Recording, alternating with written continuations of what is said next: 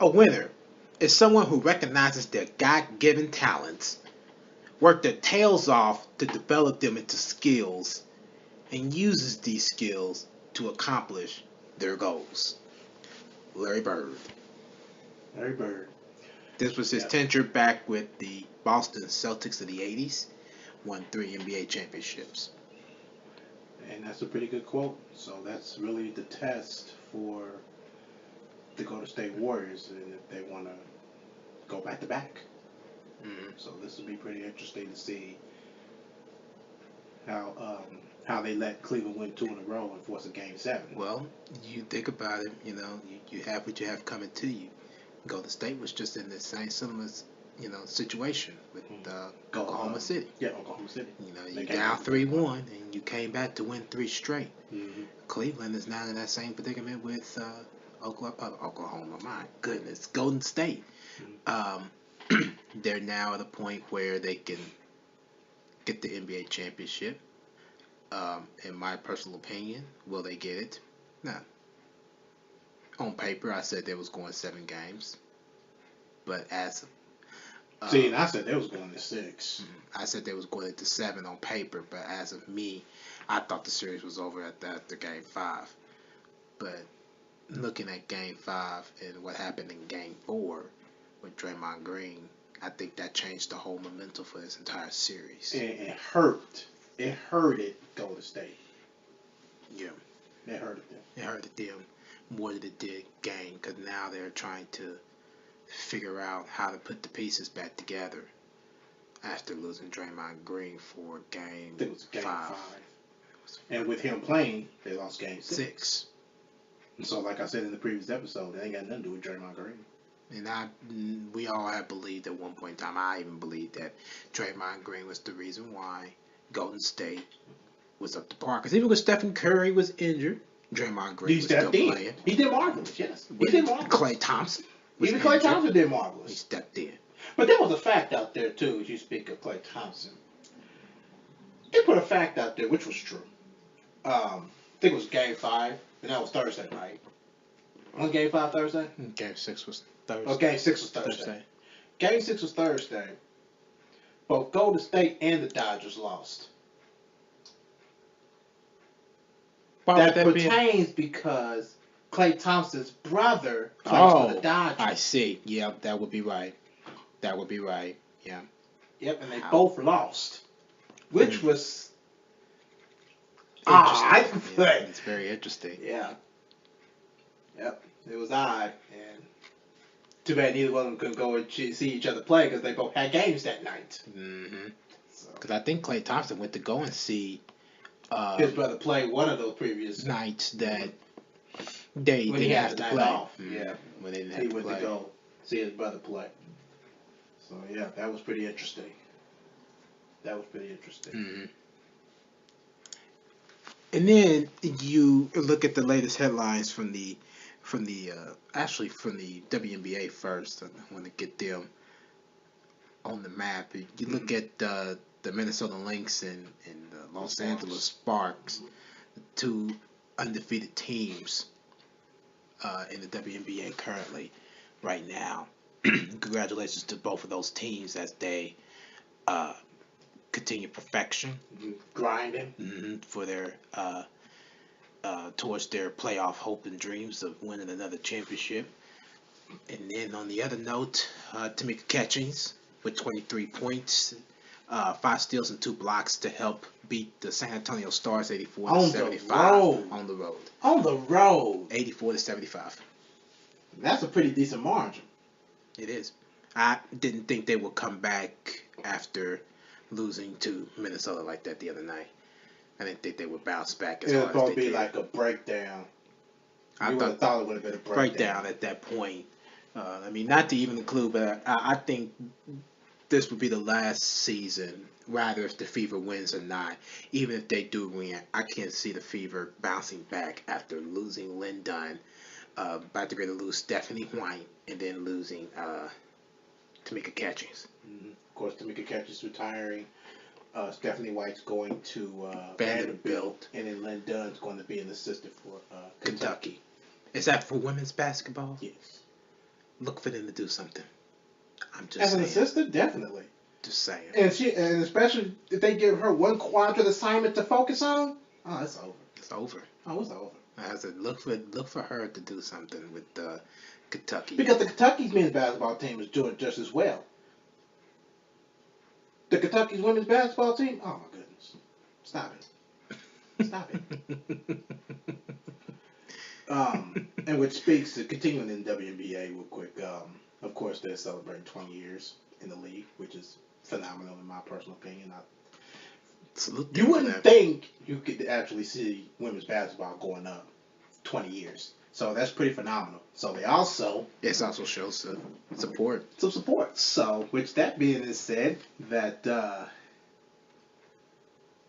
Stars are going to retire Becky Hammon's jersey. I think it's June 25th. They're going to retire her jersey? Yeah, they're going to retire her jersey. Hmm. Because she played, I think, 8 seasons all with San Antonio. All with San Antonio. And she still remains the all-time leader in assists, 3-point field goals made, and points per game. Is that all? Is that San Antonio's records, or is that WNBA record? No, that she's just the all-time leader, team leader. Oh, she's the all-time team leader. So San assists, Antonio. 3-point field, yep. The assists, 3-point field goals, and points per game. Wow. So Good kudos to her. Retire her 25 jersey. Nobody can wear it. I wouldn't know how many people would wear 25 anyway. I don't know. But hey, you never know. Somebody might want to come in there with 25 at some point. But she is also the one of the WNBA top 15 players of all time. So I could consider that an achievement too. Oh yeah. Which she will get into the WNBA or NBA Hall of Fame, whichever they do. NBA Hall of Fame. She will be in that. Trust me. She'll be there. It should be in there, definitely. And especially Her if you get a job in a man's world, yeah. You're already Hall of Fame coming. You didn't go nowhere. You just went from WNBA to NBA San Antonio. Yeah. I mean, yeah, you definitely bound to get. You're bound. She's more dedicated to one team. If you want my honest opinion, here's what I think gonna happen. She gonna become the first women's coach in the NBA. I do. Once Pop stepped down, I believe she will be the one. She will be the one. Yeah, but you're going to have to go through a couple obstacles first. And that would be Tim Duncan. I don't think Tim Duncan gonna become a coach. No. This is what I'm saying. Tim Duncan would have to retire first. Actually, everybody would have to have gone their separate ways in order for Becky Hammon to come in and build it. But I believe she could be the first. I think she could be the first female coach in the NBA. Yeah, absolutely. And it's going to happen. I mean, you've seen it with the NFL, the first female referee and assistant head coach for the Cardinals. Well, either that or I think she was a strength and conditioning coach. What is she for? Oh gosh, I don't remember if it was with the Cardinals or not. Do not quote me on that. But now, now people are starting to understand that women are starting to become a franchise to the man's organization. The NFL and NBA. They're starting to become They've been overlooked for years. They've been overlooked for years. Why are you overlooking these people? Bring them in here. What's wrong? What's wrong with this picture? Yeah, bring them in there.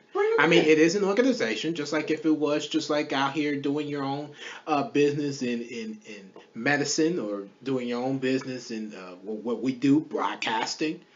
You know, I mean, what would make it different for an NFL team? If the NFL cannot produce a women's football league, why not put them in the NFL with the men? You know? I don't see why not. I don't see why not either. And I think, I'm quite sure there are plenty of women out here that are so interested in football. Oh, there's a ton of women that's interested. As a women's football league. Absolutely. And they need to start looking into that because I'm guarantee you they will have a lot of people Well, then you have to look at another side of it. A lot of females probably don't really want to play football, but just more participate in it. And, I mean, that too. I mean, I wouldn't rule past that either. There's nothing wrong with that either. But, you know, it could go both ways. It can't go both ways. But ways. if it was my choice, I would say join with the NFL. Yeah. Join with the NFL. You know, that would be me, because I can't see a lot of females, you know, actually playing football. What makes me so mad about that is because a lot of people are retiring, and some are retiring at young age, and some are just retiring because they have a lot of experience in the league. And now y'all want to start looking at the women perspective of what they want to do. Come on. I mean, I feel that's just downright not fair at all. What, everyone other options or something? I felt they should have been a top-notch pick. Mm-hmm. You know, so they should have been no further than, you know, what a man in the NFL or NBA could be. Right. Why? You know what I'm saying? Why do something like that? Why you should have been thinking outside the box the longest. Some of them don't like, you know, having women, you know, come in, and that's been one of the bigger issues, you know, with some type of authority figure. I'm sure there's a lot of males that are not happy about the NFL first female referee. I mean, and that's they're going to get over it. Yeah, that's the one thing. They're going to get over it, because sometimes it just don't work out with them just being a housewife. It doesn't just work out with them just cleaning the kitchen all the time. It just doesn't work out all the time because they just vacuum all the time. It don't work out like that. They have dreams too. Let them pursue it. Mm-hmm. That's just how I feel about it. Mm-hmm. They shouldn't have to be stuck to one thing. If they want to be stuck to one thing, being a housewife, that's one thing. Mm-hmm. But if they got dreams and ambitions to become a business owner, why not? Why not? If they have a dream of being some kind of coach, so be it. Or personnel, let it be. Let it be. Why not? Why not? They got some talented skills out here that could help. I mean, to be honest, I honestly do think that, I think we said on the last show, I believe that some of the WNBA stars could beat the NBA stars. Absolutely. And I really downgraded the to the fact that I said that they could beat them in a 12-minute 4-quarter game. Look, put the NBA All-Stars on one team and put the WNBA on the other All-Star team. Put them two together and play a head-on-head matchup. WNBA will get them. Mm-hmm. They'll get them, without a doubt. Mm-hmm. Without a doubt. Absolutely. Because I believe that women have more skills and perspectives to be able to stay focused and work together versus men. Absolutely. There's too many authority figures with men, and because women don't have authority figures, they all work together. So I can see the WNBA stars beating the NBA stars. I could too. I'm just saying.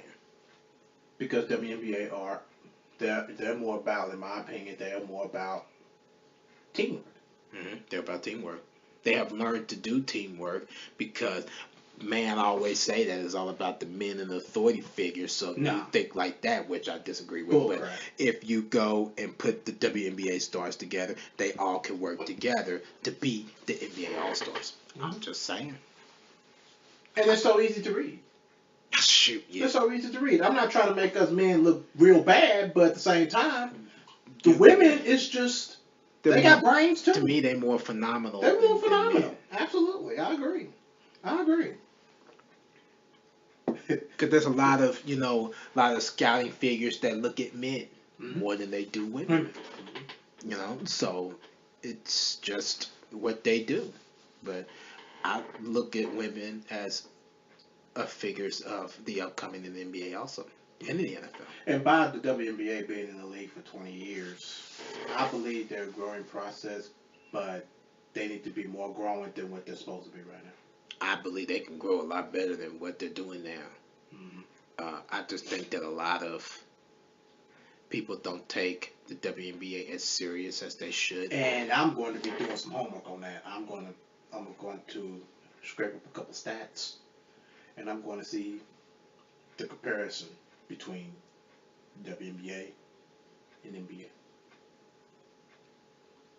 And that's exactly what I'm going to do. I'm going to make a case that even though the NBA has been out for over almost 200 years, that's just a joke. It's been about almost 100 years. It's if not there, it's getting there. It's getting there. You know, I believe it was. They've been out longer than the WNBA. Straight up, that's no comparison right there. Even on the fact that the NBA has been out longer than the WNBA, I'm going to prove that the WNBA is going to be more interesting to watch versus the NBA. I mean, a lot of people have already said that college men are more interesting to watch than the NBA. I'm going to prove that. I'm going to prove exactly what I mean. And with the men's of the college basketball, right now, men's college basketball has no choice because they're under discipline. They are under discipline. They are going to have to work teamwork. They're going to have to do this. They're going to have to do that. I mean, the NBA ain't got no choice either. There's no discipline behind that too. At the same time, and especially with some getting away with stuff. But I'm not ready to get into that. Of course. But before we continue, Darren, I want to jump to the NFL side real quick. I know we discussed about a few episodes ago that Wade Phillips. We talked about this. Ring. They replaced his name. They accidentally put the name of, what did I tell you? I forgot the name. I think it was his name. I think it was. Oh, I forgot his name. But they put that on his ring. Was it Andrew Phillips? No, not Phillips. It wasn't even a Phillips. It wasn't a Phillips? No, it wasn't a Phillips. I forgot his name. And I just saw it not even 10, 15 minutes ago. Yeah, you told me who it was, too. You told me exactly who it was.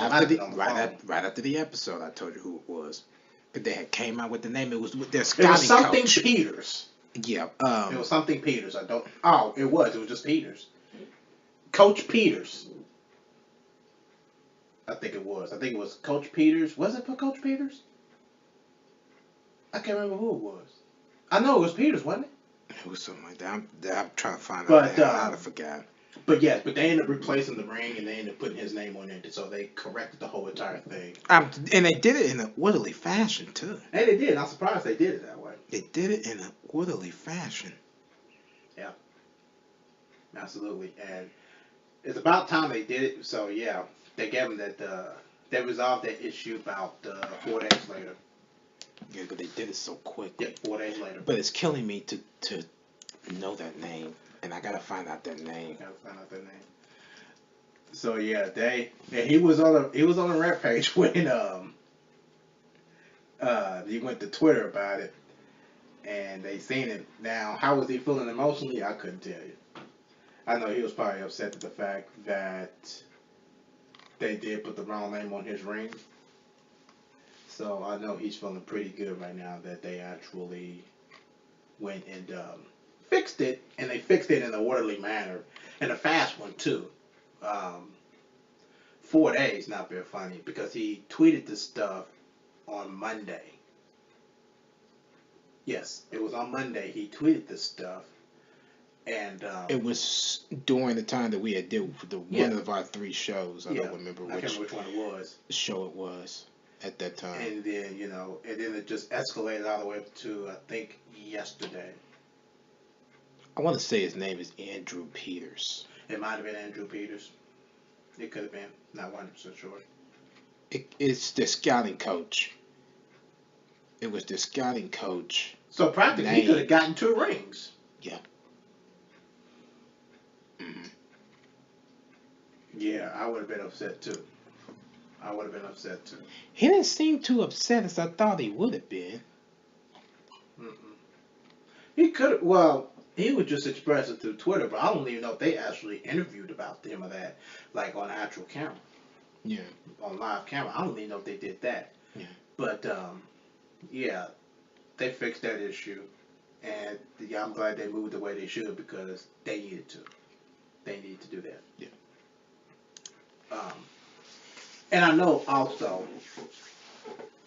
everybody was talking about this, I think it was like earlier in the month.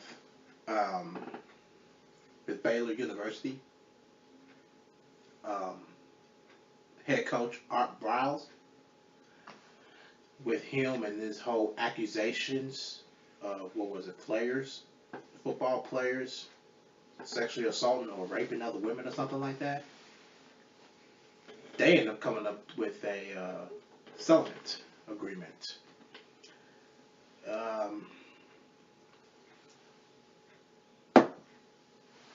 He is claiming that they are doing a wrongful termination. I've seen that. I never knew what it was about because I didn't sit down and read it. There's a lot of things that I don't sit down and read. I don't need It's only if it piques my interest. Yeah, it piques the interest. Believe it or not, that was not one of the things that piqued my interest. Well, they also making a big deal of it what these football players are doing. Well, yeah, and that's been most of the issue with parties on college campuses and things like that, fraternities, and all that good stuff. Yeah, and now they want to put. This is not the professional word. I don't want to put it like this, but they say they put the team on death penalty. I don't like using that. That's just another word for saying that to terminate the whole program. I don't like saying that. Just terminate the whole program. Yeah, that's how I feel about it. You should terminate this program and be the end of it. I don't like it when people say put the program on death penalty. That's ridiculous. I mean, it may have the same definition to it, but that's just not a good way of putting it. The death penalty is more of somebody that sounds harsh. Yeah, it sounds harsh for even for on a college level, but for somebody that does, I mean, they did do greed of evil, but at the same time, for somebody that had done something like the Orlando Massacre and stuff like that, that's something to use the death penalty on. The Oklahoma City bombing and the World Trade Centers and all that. That's the death penalty. That's the real term that you need to put for that. Terminate the program would be the best for these at this in particular level of greed. Shut it down. Shut it down. That's just the worst. Use something different. That's just the worst definition to use, especially on a sports program. Ugh.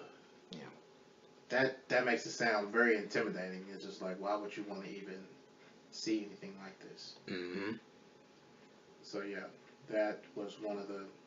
I've been keeping an eye. I've been listening to other podcasts about that whole Baylor thing with Art Briles and stuff like that, but I haven't peaked it since then. So, yeah. And keep your eyes on that. In the meantime, for the NBA level, of course, if everybody have seen, of course, Cavaliers forced to Game 7. And in that meantime, Stephen Curry and Steve Kerr both fined $25,000 each for their actions. Steve Kerr particularly criticizing referees. Did you watch that? Yes, game with Stephen Curry, and Stephen Curry also for throwing his mouthpiece got him ejected from the game. Yes, Stephen Curry and fined. Yes, Stephen Curry. Yes, I can understand that. Steve Kerr, bullcrap. I felt. See, this is what I see. The NBA is suing people because of right to freedom of speech. Really? Freedom of speech. They speak how they feel. Daryl, do you see any one of them complaining? I mean, no. Phil Jackson, Steve Kerr, any other coach that did it. Why should they be able to come out of their freaking pockets because of right to freedom of speech? I understand that you want to protect the referees, but that is not one way of doing it. Look, protecting the referees is one thing. I do not condone protecting the referee if you're trying to rig a game. And in my personal opinion, at this point in the stage, they are trying to help the Cleveland Cavaliers. And they are. For one of two reasons. One, they're trying to help them because of the ratings for the NBA. To have and force a decisive Game 7 to earn as much money as they can. Or two, to try to have LeBron James make history. Because it would look bad on him if he goes 6 straight in the NBA Finals and lose 4 straight. Is it 4 straight? Yeah, 4 straight. 4 straight. 4 straight. And I'm going to tell you one piece of tip that Golden State will have to do in order for them to win Game 7. Do what the 2009 Orlando Magic did. Shoot their lights out. Yep, shoot their lights out. Shoot their lights out. Because that game was rigged also. That was rigged because they wanted Cleveland to go to the NBA Finals to face the LA Lakers. So it'd be the LeBron versus Kobe matchup. Orlando wasn't going for it. They shot their lights out. They shot their lights out. Rashard Lewis and Hedo Turkoglu particularly. Yep, they shot their lights out. Like, oh yeah, we see what's going on. We're going to shoot your lights out. That's exactly what they did. Shot their lights out. And that's what Golden State's going to have to do Sunday. Come Sunday, tomorrow, they're going to have to shoot their lights out. And they already got the combo for it, and I think they're going to come alive. Oh, they're going to come alive. They're going to come out with a vengeance. They're fire in their eyes. I looked at the press conference. I'd seen Steve Kerr's confidence very high. Yeah. I didn't see so much of Stephen Curry so very high. But I think it was just more of a laid-back, humble man. Well, I think he was just more upset because he was ejected and fouled out because of the situation. And I would have to agree with Steve Kerr. 3 of those fouls were ridiculous. That was ridiculous. And on top of it, I mean, when he picked up his 6'1", he's an interceptor. Goal. He's an interceptor. That's what he does. He disrupt passes. And so they was like, oh, yeah. He was the one that created the contact. What contact? Are you kidding me? He didn't even touch him. He was playing the ball. He was playing the ball for one thing, and then when he tried to get for the steal, he couldn't even get a chance before he got called a foul. Mm-hmm. They didn't let it finish out. No, they didn't let it. It's a physical sport. They took the game away. They took the game away. And not to mention, they just wanted Cleveland to win. And I'm telling you, when Tyronn Lue got fined for criticizing the NBA, they obviously listened to him. Yeah, they listened to him. Because now LeBron James is getting all kind of ridiculous fouls and petty fouls. Yeah, just petty fouls alone. Stupid fouls. Fouls that even him can play through. He's too big of a... 6'8". I don't know. He lost weight. Probably about 240, 250, 240, 230. I don't know. But you're too big. Stop that. I mean, that's just ridiculous. That's what I'm saying. People are getting fined for, freedom of free speech. But then you look at a man like Tyronn Lue, he gets fined. Oh, yeah, that was freedom of speech, but we still have to fine him because it's part of the rules. They just only fined him $10,000? Yeah. They fined Kerr $25,000. Are you serious? Balance that out, which is a lot more money. Figure it out. Common sense. $25,000. The game is rigged. It's rigged. Straight up. They throw Draymond Green out because they wanted to call a flagrant foul on him. Mm-hmm. So they get him suspended. Never should have been called, in my personal opinion. No, it never should have been called. It should have been a common foul. That just should have been a common foul, like how it should have been, and that could have picked up his third, fourth, fifth. I don't know, something like that. At that point, whatever it was. They should have upgraded that crap to flagrant one and then get an automatic suspension. That was the whole purpose of it. That's why it drained Golden State's state of mind down here. Now I'm gonna tell you, they gonna come back strong. There's no doubt in my mind they're gonna do that. I think they're gonna shoot their lights out, and that's exactly what I think they need to do to win this game. Because if Golden State could prevent attacking the paint, because they're not going to get the calls they want. No, they're not going to get it. They're not shoot their lights out. Shoot. You can't do nothing with that. Yeah, just shoot it. Just shoot it. And then Steph Curry got fouled more times than LeBron James got called fouls and went to the foul line. Yeah. He didn't get called none because there was one view behind the three-point arc, shot one up, he bricked it, but he got tackled. Mm-hmm. He got tackled. Yeah. Where was the foul? You're not calling any of this stuff because what? You want Cleveland to win. Rigged. It was just like what Steph Curry's wife did. She done went to Twitter and told this game was rigged. It was rigged. Before she went and deleted the tweet. I felt she should have left that up there. She should have left it up there. But I could understand why she probably did that. It could have been for a reason why she did it. And if she did, I understand why she did it. I respect it. Opinion, I don't care. I would have left it up there. Yeah, y'all rigging the game. Y'all hurt me. Here's what she wrote. I lost all respect. Sorry, but this is absolutely rigged for money or ratings in which I'm not sure. Mm-hmm. It won't be silent. I won't be silent. I just saw it live. Sorry. Yeah. You see it live? You see it, and everybody's seen it. Everybody's seen it. Everybody's a witness to it. The Cleveland fans not going to admit that. Of course not. They're not going to admit it. Cleveland, the basketball players, LeBron James, they ain't going to admit it, but they know it. They know it. They know that they just tried to help them get back into the game. You see, the only thing that hurt Golden State was it game 5? Yeah, game 5. Mm-hmm. LeBron James allowing them to take jump shots. Take his jump shots away from him. He already can't attack the paint when Draymond Green is guarding him. Why give him the jump shot? Don't give him anything that could light an ignition in his fire. Don't do that. That was my only thing. Yeah. Shut him down and keep him down. And the other issue going to be with that is that Andre Iguodala, he already has back stiffness, and they are going to have to do everything they can for him to get well, because they're going to need him. Oh, they're going to need They him. are going to need Iguodala for that matchup against LeBron James. They're going to need him because him and Draymond Green are the two best people to put on defense for him. Mm-hmm. They are the best. And I would rotate off between both of them to be able to guard him all night long. Mm-hmm. Absolutely. If he's not in the game, you rest both of them. Yep. You rest both of them. You take them out when LeBron James is resting. Take both of them out. Yep. And see how that plays, because they played small game 6 and it failed on them. It failed on them. It failed on them big time. I was listening to PTI, pardon the interruption. I was listening to their podcast show. Mm-hmm. I was listening to Mike Wilbon and Tony Kornheiser. Yeah, I was listening to them too, and they mentioned them playing small, and they mentioned that it hurt them. And they said the big problem is that Andrew Bogut is not around. Yeah, and I agree. He's gone for the rest of the playoffs, even though just 6 to 8. game. Yeah, 6 to 8 weeks with the torn ligaments. I think it's like torn or sore muscles or something like that in his knee. Ligament. Yeah, and they was saying that playing small is not helping Golden State. Mm-hmm. And then they mentioned Draymond Green. Okay, you got Draymond Green to guard LeBron James, but let's just suppose to say he gets in foul trouble. What happens then? Andre Iguodala's already got back stiffness. What's going to happen? Nobody can. The bigger question for this is going to be this is going to be a big test for Steve Kerr. What's he going to do?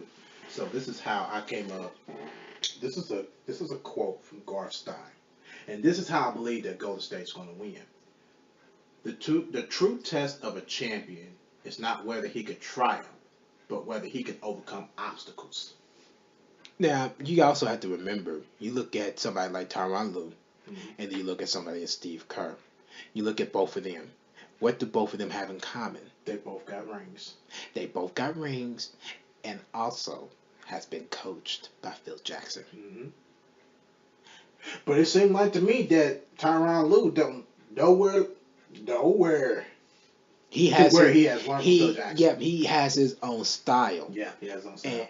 And Steve Kerr, I believe, in my personal opinion, has a little bit more wisdom when it comes down to the game of basketball. Mm-hmm. I agree. When you are coached by me, my two greatest coaches of all time, my personal, not the NBA's, my two personal best being Greg Popovich and Phil Jackson. When you are coached by them two guys, you cannot be stopped, in my personal opinion. Because both of those coaches, Phil Jackson won 11, Greg Popovich won 5. Mm-hmm. Yeah, 5. Mm-hmm. That type of wisdom of basketball is something that is needed in this game today. And you know what, Dan? I'm going to tell you something. That's an old school style. It is. Because Kerr was playing in the 90s with Phil Jackson. Uh-huh. Absolutely. Absolutely. And as you speak of personal favorite coaches, my two favorite ones, me and you got the same one, but there's another one that I got in mind. Phil Jackson and Larry Brown. Phil Jackson based on his offense, Larry Brown based on his defense.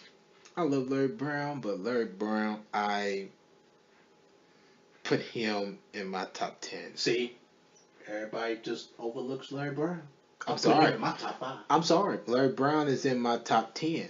Larry Brown, to me, just like how I mentioned about John Starks, he's a hothead. He's a hothead. Larry Brown, to me,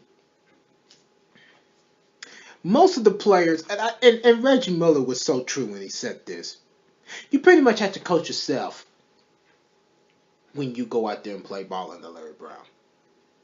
Because Larry Brown is the type of coach that yells, but is not getting anything done behind it. That's my issue with Well, that's because nobody didn't understand him. And then you look at a team like the Pacers, when they started realizing the defense was the answer for that team, they still didn't understand it. I mean, he won. He won the ring under Detroit? Mm-hmm. He didn't win. I don't think he won one under Philadelphia, did he? No, he was close. He was close. But Larry Brown would be considered my top 10. Larry Brown, he's in my top 5. He's in my top 10. He's not. To me, he's not efficient enough to be in my top 5. After he had success and then tried to rebuild a team, such as the Knicks, didn't go so well. Then I think he's across seas now. No, he's in college. He's in college. He's in college. Okay, he's in college. In which he has he has big issues over there. And yes, I understand with the issues of Larry Brown and stuff like that, and I can understand everybody. His personality is his issue to the reason why that everybody would put him in his top 10. But I, in my personal opinion, taking away his personality, everybody got to admit his freaking defense was phenomenal. The way that he taught defense, not offense, defense, is the reason why they kept up with the New York Knicks in the 90s. It's the reason why they kept up with the Chicago Bulls in the 90s. That's just how I feel about it. I mean, he wasn't the only one. I mean, Larry Bird also kept up with the defense. That was actually Dick Carter. That was actually Dick Carter that kept up with the defenses after Larry Brown had left. After Larry Brown had left and Larry Bird came in, Dick Carter, under Pat Riley and under the Knicks, kept up with the Chicago Bulls defense and the Knicks defense. That's just how, I'm not saying Larry Bird is a top notch in that, but Larry Bird, he's not even considered in my top 5. No, Bird's not in my top 5. Bird is not in my top 5. Bird just knew how to get into a player's head.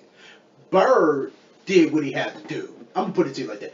Bird did what he had to do. He was the one that stuck to one quadrant, one assignment. He passed on the experience to another coach. One coach had good defense. You stick to that. Offense. Bam. Carlisle was offense. Harden was defense. And Bird was a philosopher. Yeah, he was the philosopher. He was the one to be like, okay, let's do a matchup change. Dale Davis takes on Shaq to prevent Rick Smits from getting into foul trouble with Shaq. Mm-hmm. And that was even a philosophy that they didn't even understand at that time because Rick Smits was still getting into foul trouble. Yeah, he was still getting into foul trouble. And I just felt that they just did not. I felt that the refs did not want to see Rick playing because he was tearing Shaq up on offense. Yeah, he really was. He was tearing Shaq up. He would take his behind to the perimeter and work him in the paint. He'll work him in the paint. And not only that, that also allowed to help get offensive rebounds on the Pacers side of the ball. Right. But then you even look at when Shaq played against people like the Admiral, David Robinson, and Hakeem Olajuwon. Shaq, I'm not saying Shaq couldn't match up to him, but Shaq sure has some competition on his hands. Yes, he did. He had a hard time. He had a hard time keeping up with David Robinson and killing him. And Patrick Ewing. Hakeem Olajuwon. Mm-hmm. Patrick Ewing, too. Mm-hmm. Patrick Ewing had a hard time keeping up with Hakeem Olajuwon. Yeah. Yeah.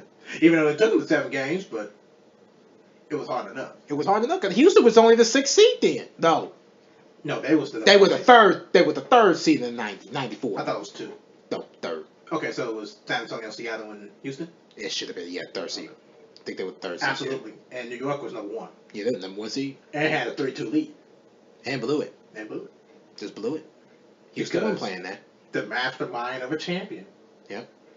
Mastermind of a champion. And then the following year, that's where Shaq came into the picture. Shaq just couldn't handle him. Yeah, just couldn't handle him. Matter of fact, Orlando just couldn't handle Houston.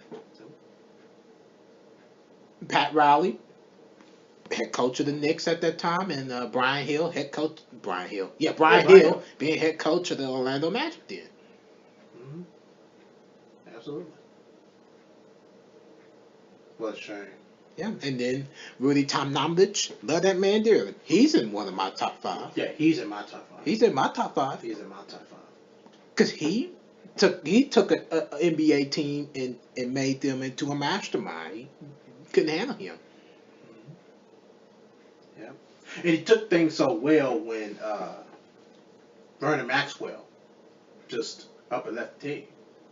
He took things so well. Yeah, because a lot of people didn't. A lot of people had thought, "Oh, Vernon Maxwell gone, and we got this dude named Clyde Drexler coming on the team. Who's this dude? This is the same dude that went with Portland to the NBA Finals, although to get defeated by Michael Jordan's Chicago Bulls. But that's just the point. They just like, who is this? We ain't going nowhere with this Clyde Drexler dude. Wrong. Y'all won the NBA Finals back to back. That tells you something. That tells you something. Now, will Cleveland come and win this game? I can't see them doing that. No, I can't either. I can't see them doing that. I can't see it either. But, it happens. Mm-hmm. So with Steve Kerr and Stephen Curry, a lot of people had assumed that Stephen Curry was going to get suspended a game. And that would have been the deciding factor. People. Come on. Oh, yeah. The media asked Steve Kerr, do you speculate that if they do decide to suspend Stephen Curry for Game 7, do you believe that it's going to hurt the team? Or will you be concerned about that? No. You know what? The bench whooped Cleveland Game 1. I mean, everybody had their struggling times, but what makes you think that they weren't going to be able to beat them Game 7? Here's what would have been my answer if I was Steve Kerr. If I got that question, next. No, that question was not even worth asking. But I'm gonna tell you, Steve Kerr is a warrior. Steve Kerr is just a class act. Yes, he is. I will say that. I ain't never seen a coach like him. Yeah, because a lot of coaches would have been mad in that particular situation. Mm-hmm. To let a 3-1 lead blow like that. I mean, looking at Steve Kerr himself being with the Chicago Bulls and all the crap he'd have been through.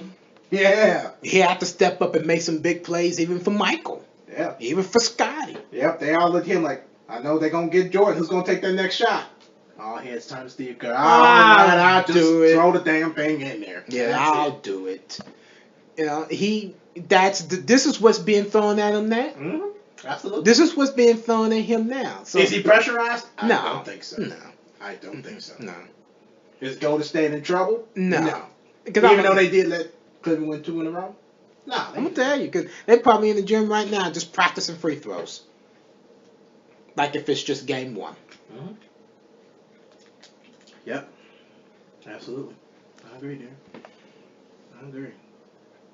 So what do Cleveland have to do to beat Golden State for Game 7? Suggestions? Thoughts? Well, for one thing, like I said earlier, shoot their lights up. No, for Cleveland. Oh, for Cleveland? Oh, for Cleveland. Oh, gosh. I would have to say continue to pressure the ball. Continue to pressure the ball and not allow Golden State to not shoot the ball. Defense might have to come into play here. Oh, definitely. Defense. Because their offense is intact. It's their defense that has to continue to work. And obviously for the last 2 games it have worked. Yeah. And all their wins, the defense have worked. Yeah, absolutely. So the defense will have to work in their factor in order for them to win.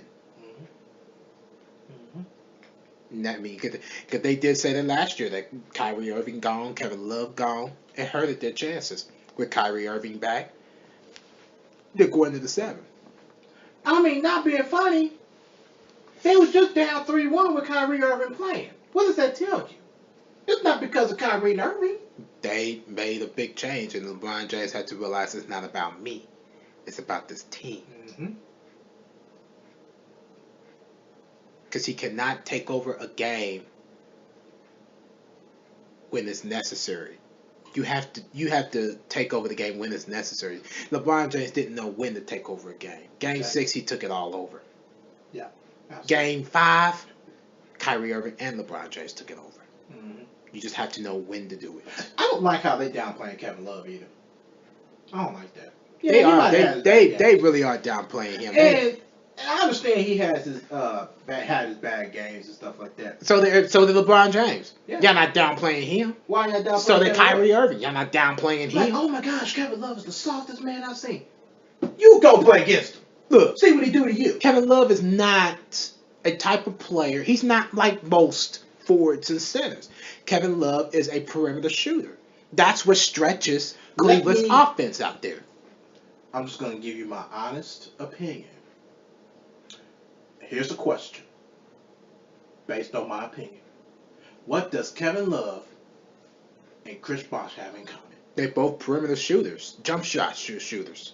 Good answer, but that's not what I was thinking about. Well, that is a good answer. When he went to Miami, he was. But when Chris Bosh was playing with Toronto, he was tearing cats up in the paint. He was tearing them up, but that's not what I had in mind. And what was in your mind? What's in that mind of yours? They both played with LeBron James.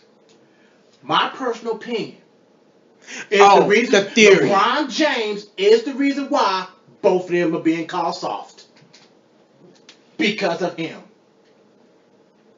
Because he wants to be the one-man show and take over the paint, knowing good and well you had no business doing it. That's very Look true. what Chris Bosh was doing when he was in Toronto. He was tearing. Number one fan, check. You know what I'm saying? And Kevin Love, look what he was doing before he came to Cleveland with LeBron. Mm-hmm. He was lighting up threes, back to back to back, and getting rebounds, playing defense. Yeah. He was with hurting Minnesota. Chris Bosh and Kevin Love was hurting them. He was hurting them bad. Yes. It hurt my feelings. He wouldn't let them play their game. Yeah, it hurt my feelings how they was playing. It just hurt my feelings.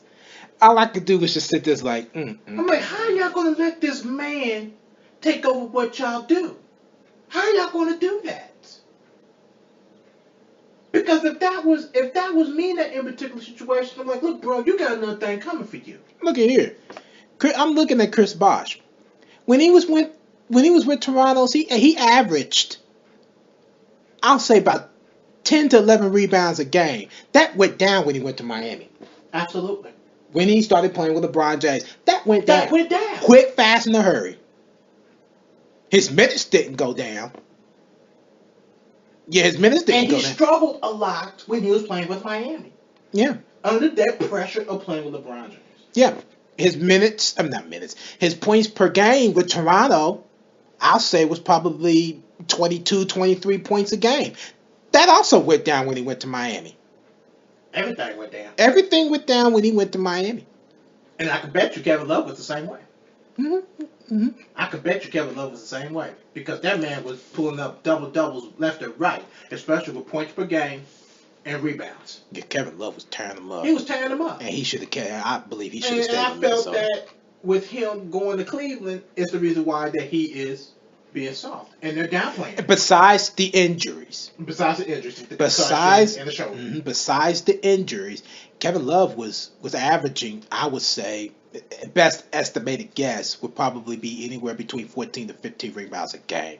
That went down when he went to Cleveland. See. Points per game, that also went down. Yeah. He was averaging anywhere from 25 to 27 points a game. That went down when he went to Cleveland. That's just my point. One man show. Now imagine how Kyrie Irving was doing before LeBron came to Cleveland. Just saying. You got a man that wants all the attention. Now, if you're bringing that into Game 7, you're in trouble.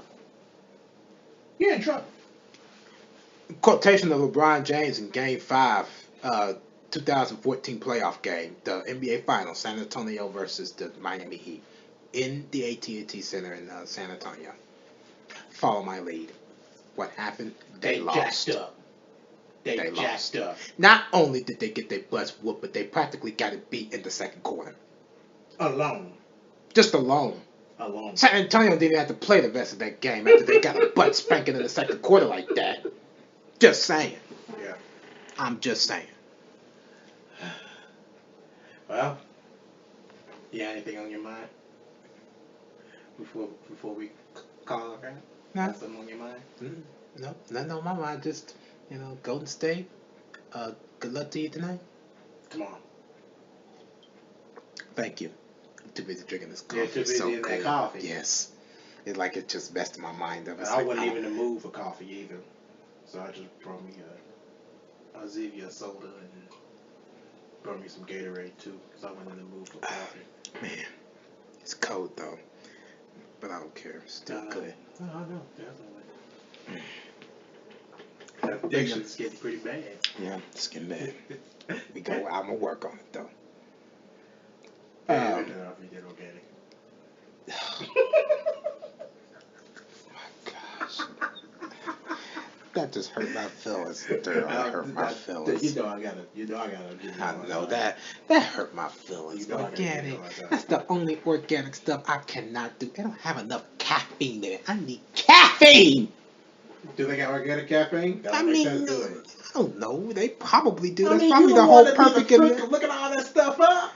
I didn't pay attention to coffee. You knew that I was going straight for the freaking Folgers. I wasn't trying to even think about organic then. That was the only thing I wasn't thinking about, organic or vegetarian.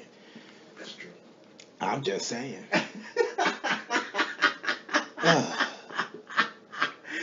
Ooh, oh Lord. Ooh. Ooh. And let me tell you, Ron Rivera got a 3-year contract extension. That's good. That's good. He did coach Carolina pretty good. Yes, he did. $19.5 million. Wow. $19.5 million. 3 years. 3 years. So he got that extension, which is good. They need him. He's been an influence to Cam Newton, so that's going to be very interesting to play off in the next season and see how well they can utilize revenge. Yeah. So see what happens. Let's see if Carolina goes back. They'll go back into the playoffs. Yeah, but that's going to be the big question. Super Bowl. No, I think they'll go back to the playoffs. I'm saying it's going to be a question that they go back to the Super Bowl. Yeah. That's what I think. And as if an FYI, rumors are spreading that the Knicks are eyeballing Derrick Rose. Keep that in mind. So what's going to happen to Jimmy Butler? They want to get rid of him so badly. I'm like, he was the reason why y'all was the way they were before he got hurt. That'd be a mistake. I'm just saying, it's already. I mean, I don't know if it'd be a mistake getting rid of Derrick Rose, but shall see. Notre Dame's Mount Rushmore, the top all-time NFL players from Notre Dame. This is interesting.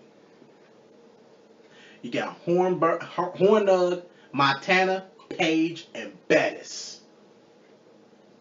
Oh.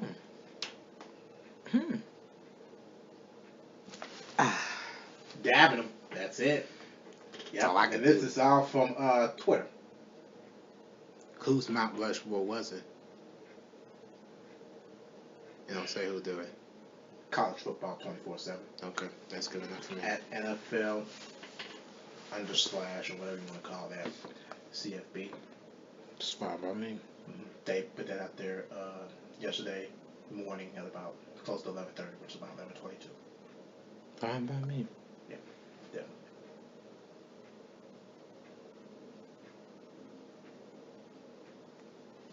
All right, ladies and gentlemen, that's another edition of Double Take Sports Talk. Follow us on YouTube. Subscribe to our video on YouTube.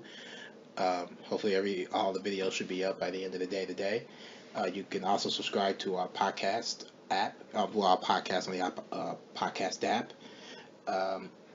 Facebook and Twitter. You can follow us on Twitter at DTST2414 and on Facebook at the Watch Brothers Double Take Sports Talk. Happy Father's Day to all the fathers out there. As Father's Day is tomorrow. A lot of people are celebrating this weekend, Father's Day. Happy Father's Day to all. Another edition of Double Take Sports Talk is done. Thank you for listening, and we'll catch up with you another time. In the meantime, the Watch Brothers are officially gone.